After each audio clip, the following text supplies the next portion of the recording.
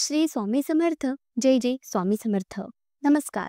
तुम्हा सर्वांचे आपले स्वामी आई या स्वामीमय चॅनलमध्ये मनापासून स्वागत आहे. स्वामींच्या कृपेने नेहमीच तुमच्या आयुष्यात सुख, समाधान आणि आनंद असावा इतकीच मी आपल्या स्वामींच्या चरणी प्रार्थना करते आणि आपल्या आजच्या या नवीन आणि सुंदर व्हिडिओला पुन्हा एकदा नव्याने सुरुवात करते. भक्तांनो, बघा, आज मी तुम्हाला आपल्या स्वामी आई या स्वामीमय चॅनलमध्ये गोपाळपूर येथे राहणाऱ्या स्वामींचे परमभक्त श्री धनाजी पाटील या स्वामी भक्त दादांचा अत्यंत रोमांचक, अंगावर शहारा आणणारा, खरी भक्ती कशी असते हे दाखवून देणारा आणि स्वामीची प्रचिती, स्वामींच्या अस्तित्वाची प्रचिती प्रत्येक स्वामी भक्तांच्या डोळ्यासमोर ठेवणारा हा अत्यंत अद्भुत अनुभव, जेव्हा सगळं काही संपल्यासारखे वाटते, संपूर्ण आयुष्य हे शून्य होऊन जाते, नेमके तेव्हाच स्वामी आपल्या आयुष्यात कसे येतात आणि आपल्या नशिबाचे भोग कसे संपवून टाकतात, हे आज प्रत्येक स्वामी भक्ताला या अनुभवातून पाहायला मिळेल. जे स्वामी भक्त स्वामींची प्रचंड सेवा करतात, पण ज्यांनी अजूनही स्वामींची अनुभूती येत नाही, स्वामींची प्रचिती अजूनही त्या भक्तांना कळलीच नाही, त्या प्रत्येक भक्तांनी स्वामींचा हातचा हा शेवटपर्यंत व्हिडिओ आणि जे कोणी आपल्या चॅनलवरती नवीन असतील त्यांनी आपल्या चॅनलला सबस्क्राईब करा. कारण तुम्ही आपले चॅनल सबस्क्राईब केल्यामुळे मी पुढचे जे काही व्हिडिओ बनवेन त्याचे सर्वात पहिले नोटिफिकेशन तुमच्यापर्यंत पोहोचेल. पुढील हा संपूर्ण अनुभव या दादांच्या शब्दात. दादा म्हणतात, सर्वप्रथम श्री स्वामी समर्थ महाराजांना माझं त्रिवार वंदन आणि सगळ्या स्वामी भक्तांना माझा नमस्कार. खरं तर माझ्या दिशाहीन झालेल्या माझ्या आयुष्यात स्वामींनी वळण दिले. माझ्या संपलेल्या आयुष्यात स्वामींनी तारून नेले. जेव्हा सगळं आयुष्य शून्य झालं तेव्हा फक्त आणि फक्त श्री स्वामी समर्थ महाराजांच्या पाठीशी राहिले. खरं तर माझी पत्नी, माझी मिसेस ही स्वामींची सेवा करत होती. ती स्वामी सेवेत प्रचंड बुडाली होती. स्वामीशिवाय तिचा दिवस नव्हता किंवा स्वामीशिवाय तिची रात्र नाही. दिवस रात्र फक्त स्वामींचे जप, नामस्मरण, फक्त तिच्या तोंडात स्वामींचं नाव असायचं. मात्र मी कधीही कुठल्याही सेवेत नव्हतो. खूप जास्त देवदेव करणे किंवा खूप जास्त भक्ती करणे हे माझ्यात कधीच नव्हतं, कारण लहानपणापासून मला अनुभव सुद्धा तसेच आले. खूप लहान होतो तेव्हा आई सोडून गेली. त्याच्यानंतर आयुष्यात खूप कष्ट केले, मात्र तरीही भावांनी फसवले. आयुष्यभर फक्त एकच गोष्ट मिळाली आणि ती गोष्ट म्हणजे फसवणूक, ज्यामुळे मी कुणावर कधीच विश्वास ठेवत नव्हतो. मात्र माझी पत्नी लहानपणापासून स्वामी सेवेतील आणि त्यामुळे तिचा स्वामीवरती खूप सेवा. आम्हाला 2 मुलं, मोठी मुलगी आणि तिच्या पाठीवर मुलगा. मुलीचं लग्न झालं आणि मुलाचं पुण्यातच IT करत होता. शिक्षण पूर्ण झालं, 2 वर्ष जॉब केलं. एका वर्षात बऱ्यापैकी त्याने मामाला सांभाळले. मात्र त्यानंतर एका मुलीवर प्रेम केले आणि तो तिच्यासोबत पळून गेला. ज्यासोबत तो पळून गेला तिच्यासोबत त्यांनी लग्न केलं. आम्ही त्याच्यासोबत खूप कॉन्टॅक्ट करण्याचा प्रयत्न केला, त्याला घरी आणण्याचा प्रयत्न केला. मात्र त्यासोबत असणाऱ्या त्या मुलीला म्हणजे आमच्या सुनबाईला आमच्या सोबत राहायचे नव्हते. सासू सासरे जवळ नको, आपण दोघेही राहायचे, म्हणून ते दोघेच मुंबईत राहून लागले. आता आम्ही गावी दोघेच. वयानुसार सगळ्या गोष्टी असह्य होत होत्या. कोणीच कुणाचा तरी आधार असावा असे बराच वेळा वाटत असे, पण आलेली परिस्थिती जिला सामोरे जाणे सुद्धा गरजेचे होते. आलेला दिवस आम्ही लोटल होतं. एके दिवशी माझ्या पत्नीने गुरुचरित्र पारायण करण्याचे ठरवले.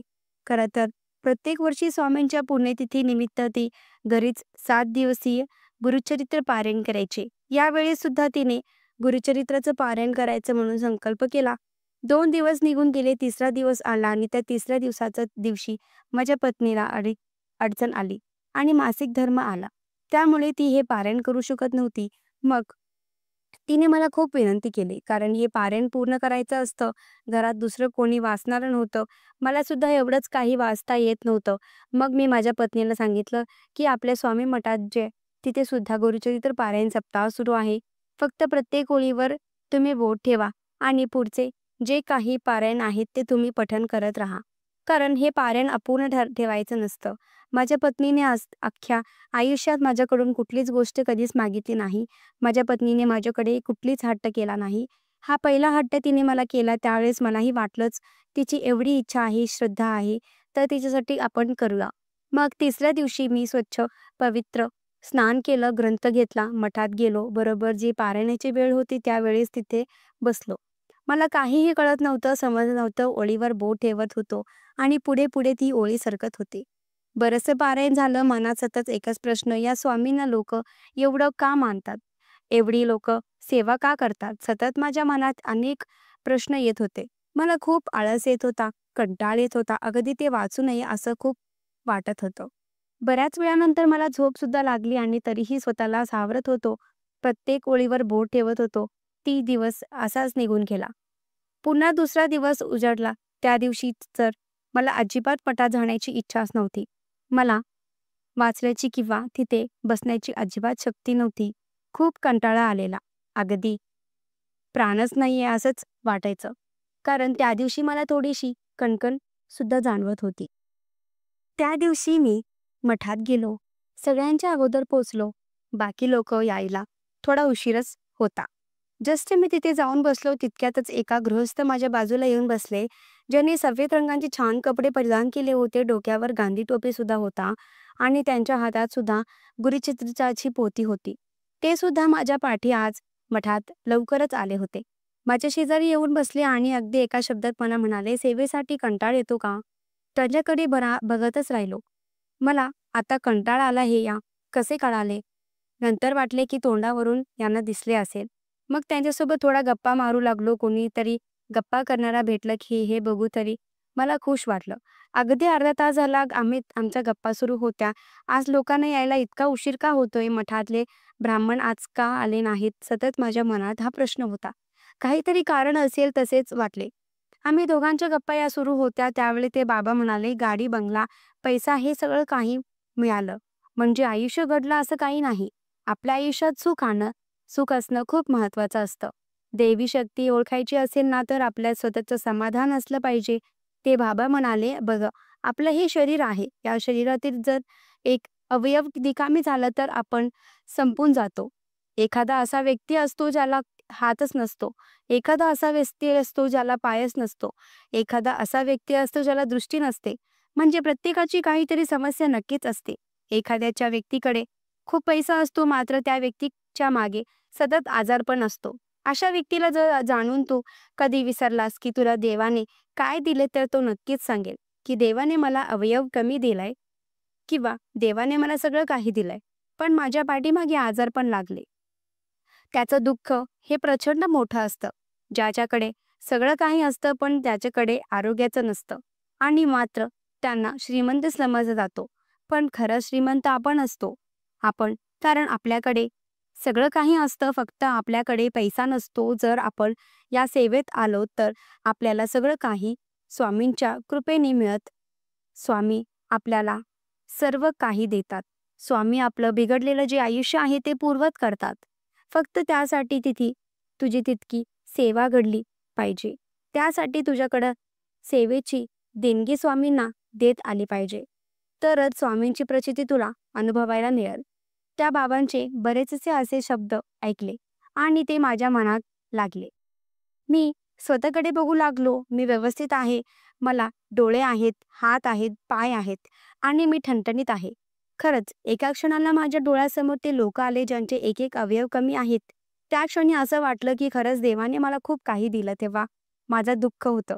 ज्या लोकांनी मला फसवलं होतं किंवा जे लोक मला सोडून गेले होते, ते दुःख मला पूर्णपणे शून्य वाटू लागलं. त्या दिवशी मी ते गुरुचरित्र पारायण मनापासून वाचलं. 7 दिवसाचं पारायण पूर्ण झालं आणि मग त्यांच्यानंतर का कुणास ठाऊक, पण मला स्वामी सेवा ओढ लागली. मी स्वामी सेवा करू लागलो. दिवसरात्र श्री स्वामी समर्थ या मंत्रांचा जप करू लागलो. 1 महिना गेला. असेच दुसऱ्या महिन्यात माझ्या शेतीचा पीक लावायचं होतं. खरं तर 1.5 एकर शेती होती. मी वर्षभर ती शेती लावायचो. त्या वर्षी सुद्धा शेतीचा क्रिया सुरू झाली. पीक लावत असताना अगदी स्वामींचे जप करत होतो. पीक उभं राहिलं. 4 महिन्यानंतर माझं पीक जे आहे हे भरून गेलं आणि मग त्यानंतर जे काही शेतातील लावलं होतं ते विकायला गेलं. प्रत्येक वर्षी मला 5 ते 6 लाख रुपयांचा नफा व्हायचा, ज्यावर मी आणि माझी पत्नी वर्षभर जगायचो. मात्र यावेळेस पहिल्यांदा या शेतीमधून आम्हाला एकूण 18 लाखाचे रुपयाचे नफा झाले. माझी पत्नी सुद्धा शॉक झाली. इतक्या वर्ष जे काही घडलं नाही ते अचानक कसं घडलं, तिलाही कळत नव्हतं.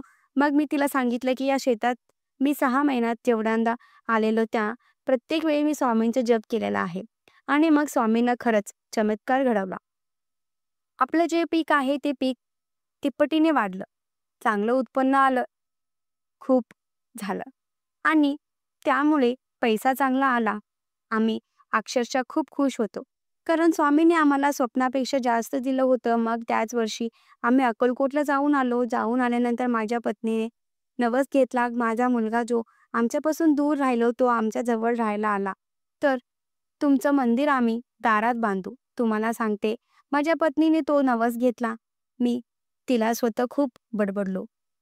मी तिला खूप ओरडलो. असे नवस नाही घ्यायचे. मात्र तिचं आईचं मळ. आम्ही घरी आल्यानंतर 15 दिवस झाले आणि 15 दिवसानंतर माझ्या मुलाने मला फोन केला. खरं तर लॉकडाऊनचा कालावधी सुरू होता, त्यामुळे संपूर्ण मुंबई सगळं जग स्थिर झालेलं आहे. तेव्हा त्यांनी मला सांगितलं, "आम्ही घरी येतोय." मी सुद्धा म्हणालो, "तुझं घर आहे, तू कधीही येऊ शकतोस." त्यावेळेस पहिल्यांदाच माझा मुलगा ज्या मुलीसोबत लग्न करून गेला, तिला घेऊन घरी आला. जवळपास 1 महिना तो घरीच राहिला. नंतर लॉकडाऊन सगळं 2 वर्ष कंटिन्यू राहिले. त्यामुळे जॉब सगळं काही जे होतं थांबलं होतं. माझी सूनबाई जी एकही दिवस ज्या घरी राहिली तयार नव्हती, ज्या गावात यायला तयार नव्हती, ते 2 वर्ष त्या गावात राहिली. 2 वर्ष आमच्यासोबत होती आणि तुम्हाला सांगते या 2 वर्षात ती माझ्या आणि माझ्या पत्नीसोबत स्वामीसेवा करू लागली.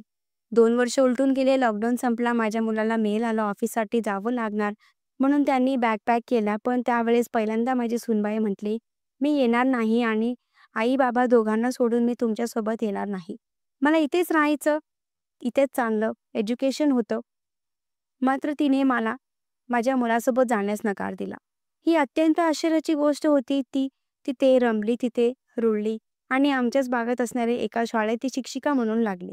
मग मुलाने सुद्धा काम सोडले. आम्ही आमच्या जवळ असणाऱ्या एका मोठ्या कंपनीमध्ये तो मॅनेजर म्हणून काम करू लागला. शेवटी स्वामींनी माझ्या मुलाला बोलावले. माझ्या मुलाला आणि सूनबाई इथे स्थिर केले आणि आमचे हरवलेले जे सुख होते ते परत आले. त्यानंतर आम्ही दारात स्वामींचे मंदिर बांधलं आणि आज त्या मंदिरात सगळी पूजा माझी सूनबाई आणि माझा मुलगा करत असतो. खरं तर जेव्हा मी माझ्या सूनबाई विचारते की अचानक इतके येण्याचा निर्णय कसा घेतला आणि तुम्हाला सांगते कसं करमू लागलं. जेव्हा मी तिला प्रश्न हा विचारला तेव्हा तिने एक आम्हाला अनुभव सांगितला. खरं तर मला गावातील कधीच राहायचं नव्हतं. मला कधी-कधी इकडे यायचंही नव्हतं. माझं मन अत्यंत कठोर होतं. त्यामुळे लग्नानंतर मी कधीच आपल्या गावी आले नाही. मला शहरातच राहायचं होतं, पण लग्नानंतर 3 महिन्यांनी मी गरोदर राहिले. पुढचे 4 महिने झाले आणि त्या 4 महिन्यानंतर माझं मिसकॅरेज झालं. खरं तर आम्ही खूप स्वप्न बघितलेलं, आम्ही खूप खुश होतो. पण जेव्हा मिसकॅरेज झालं तेव्हा सगळं स्वप्न काही तुटताना बघितलं. आम्ही अक्षरशः हरलो होतो. आम्ही दोघेही रडत होतो आणि जेव्हा ते 4ही महिन्यात पोटाचं बाळ गेलं होतं तेव्हा आम्हाला कळालं की आईची माया काय असते. तेव्हा आम्हाला अनुभवायला मिळालं की आई-बाबा हे पोटात असल्यापासून आपले सर्वस्व असतात आणि मग आपली निर्णय घेतला की आपण गावी जायचं आणि आई-बाबासोबत काही दिवस काढायचे. कारण तेव्हा आई आणि वडील काय असतात हे कळाले. दादा म्हणतात, "जेव्हा सुनबाई ही घटना आम्हाला सांगितली, आमच्याही डोळ्यात पाणी आले.